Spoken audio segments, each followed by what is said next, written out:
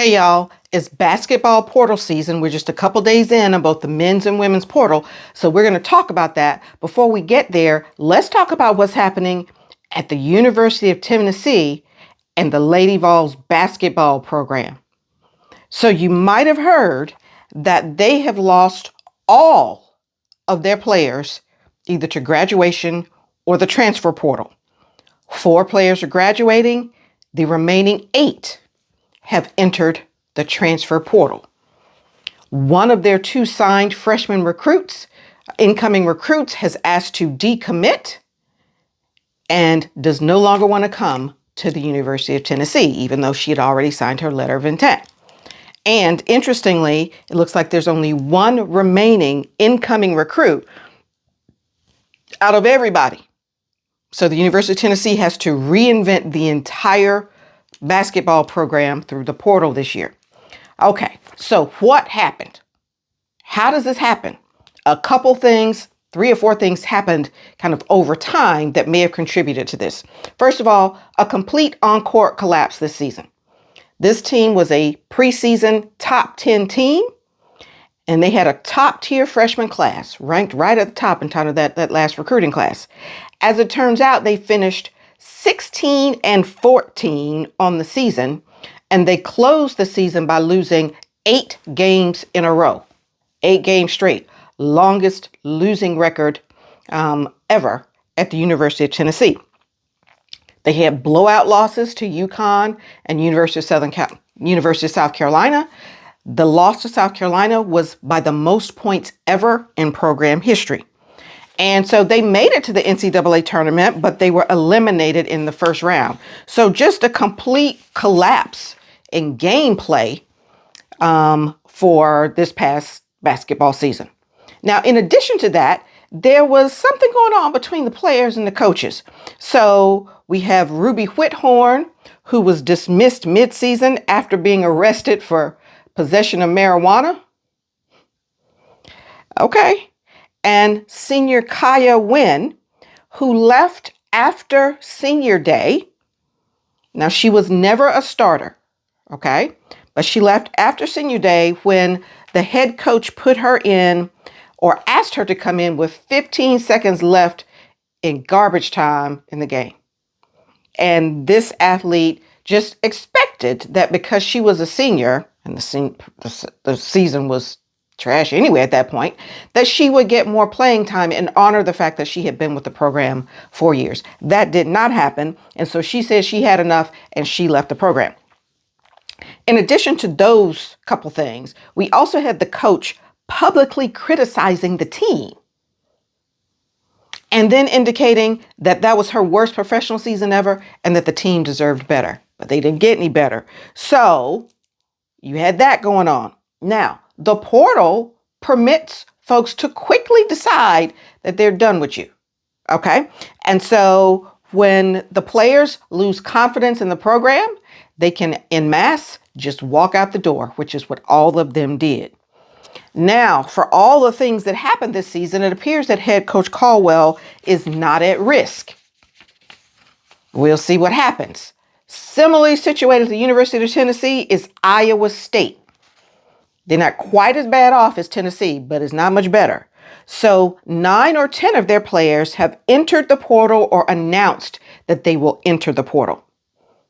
Okay. They also had a one and done in the NCAA tournament out in the first round.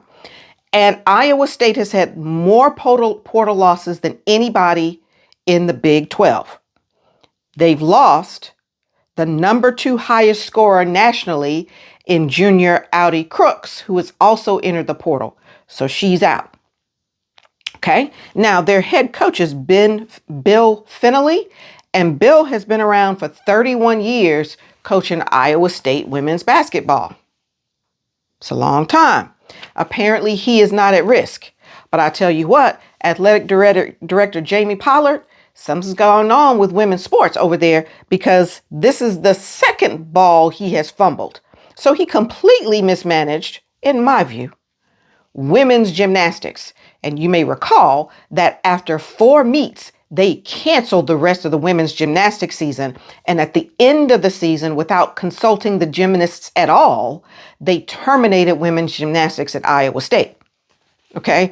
And so it was messy, very messy. And now he's got that's not true, one or two women's basketball players remaining. So AD Jamie Pollard got some things going on. Now, let's switch gears and talk about some portal statistics.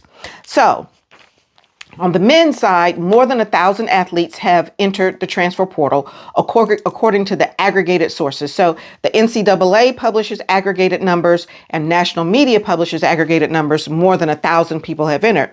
On the women's side, and y'all should be ashamed of yourselves, NCAA and national media, there are no published aggregate statistics on women's basketball portal entry. None. So the best we can do is see what outlets like on3.com report. So on3.com uses this proprietary way of gathering data, and it likely includes entering the portal, intent to enter the portal, and pre-window projections to come up with its numbers. So on3.com reports more than 1,300 women basketball athletes have entered the portal. Okay, so it's very early yet. 2 or 3% on both sides have committed. Everybody's just sitting out there hoping it's going to turn out all right. Okay, so now let's talk about what happened last year in 2025. So in 2025, 35 to 40% of all Division I men's players entered the portal, which is nuts. On the women's side, 25% or so of all players entered the portal. Also nuts.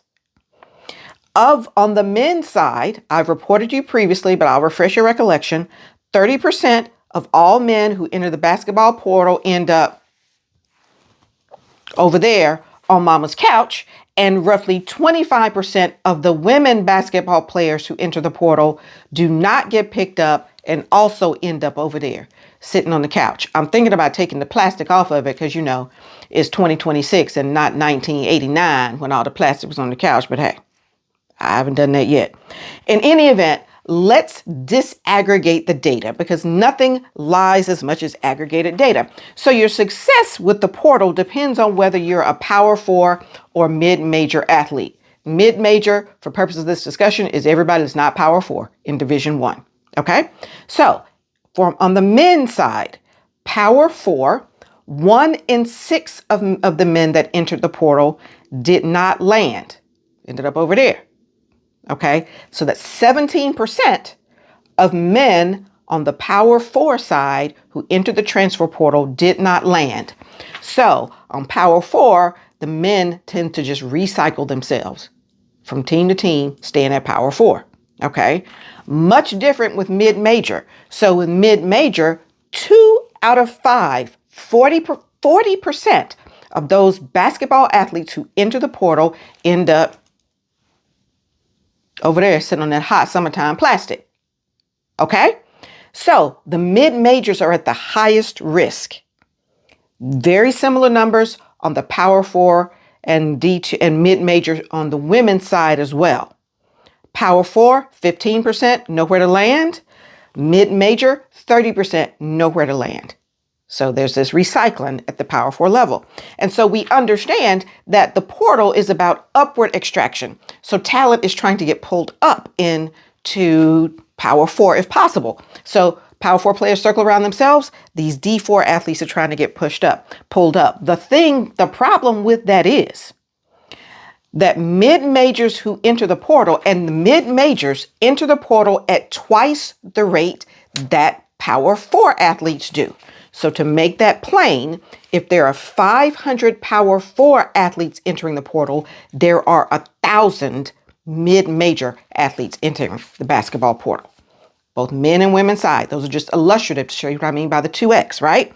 So twice as many enter for both the men and women, and twice as many fail to have success for both men and women. So the greatest risk if you are a basketball athlete entering this portal is that you are a mid-major basketball athlete looking to get pulled up into Power 4, and you've got a good chance that it's not going to work out. So that's disaggregating the numbers so we understand where the risk sits. Now, I know y'all get tired of me talking about the people who go and sit over there, but we need to understand all we hear is all these people that are having success, making $1 million going here, 500,000 going there, whatever, when there are significant numbers of people who are not having any success whatsoever. And unless they can pay for college themselves, they are done. So those are the risks of entering the portal. And that's what we saw from last year. We'll see how the uptake goes for 2026. As always, let me know what you think.